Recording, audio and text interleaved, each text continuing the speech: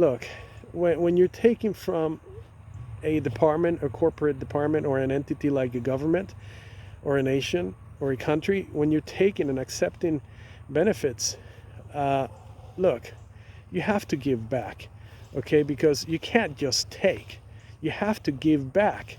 And when you look at the treaties that these nations have created for themselves, um, you see it all over the place. The citizens have the duty, they have a duty to protect and advance the society in which you live.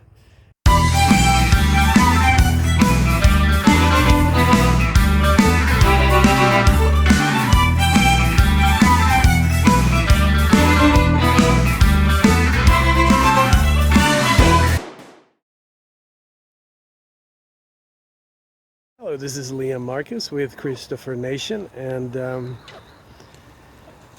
it's a beautiful Saturday. Oh my goodness, look at that.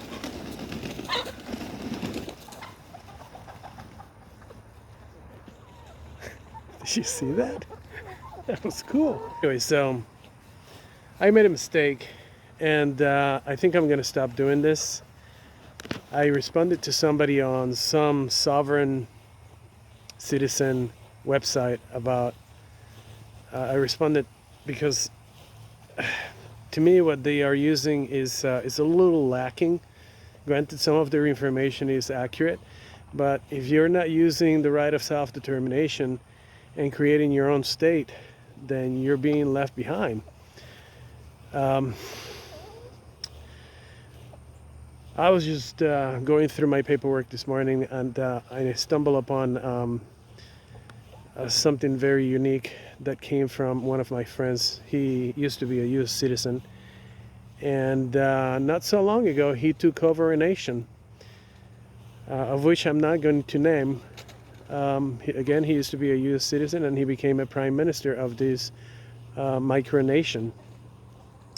And he is recognized around the world by a few nations here and there, one of which is Uganda, the Philippines, Dominican Republic, and a few others. And this nation that he took on as a prime minister, it's let's see, is about 30 years old now, but it took them about 10 years to establish themselves and start having international relations with other countries and nations. So it took them a while. It took them 10 years. And when they first started, it was just a father and son. I stumbled upon a piece of paper. I wrote this down because what he told me was very unique. I never heard about it before, and it's been a while. So he's talking about the right of self-determination, right? Well, what we're seeing now today is a lot of people wondering why their governments are treating them the way that they're treating them. And it's very simply because the citizens do not have rights, okay? They're not practicing or exercising the right of self-determination. They're not governing themselves. They are dependent on their master or their government, right?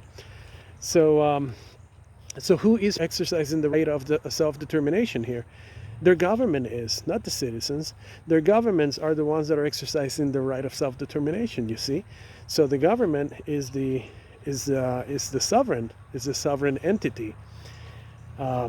And so they have the right to create laws and ordinances and mandates for their citizens. Do you see that? It's called the social contract, right? And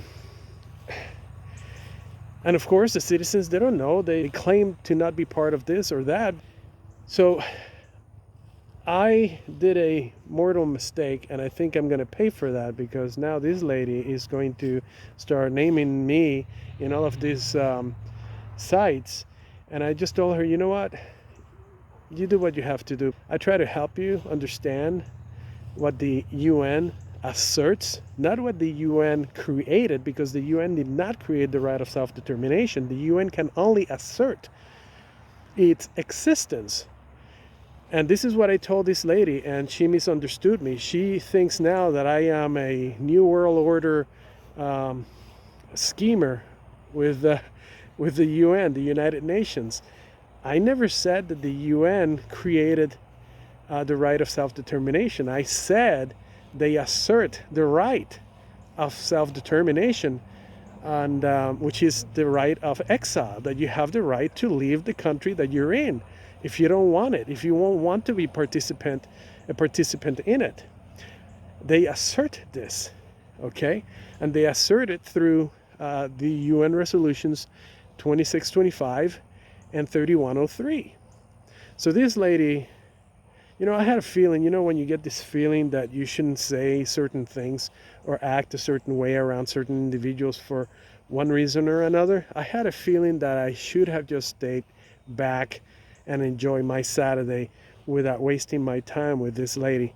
And so here I am. I wasted about an hour and a half conversing with her online. All she did was misunderstand everything that I said. So you have to have a certain mindset to understand all of this, and it has taken me a while. And that's what I try to explain to her as well, that it's taken me about 7 years to truly understand what is happening around the world. And she called me a liar, meaning a lawyer. She thinks now that I'm a lawyer, a liar. So I'm done. I'm going to post these videos up online. If you check this video, this one is the 4th one here at Christopher Nation, the State of Christopher Nation on YouTube, that we are working towards understanding what is happening and what we need to do through the law of necessity in order to have immunity and to push our state forward, just like those first 56 Americans did over 200 years ago. I'll catch you on the next video. I hope that you're actually learning something from this, and good luck. You need to become your own hero. You need to become your own hero.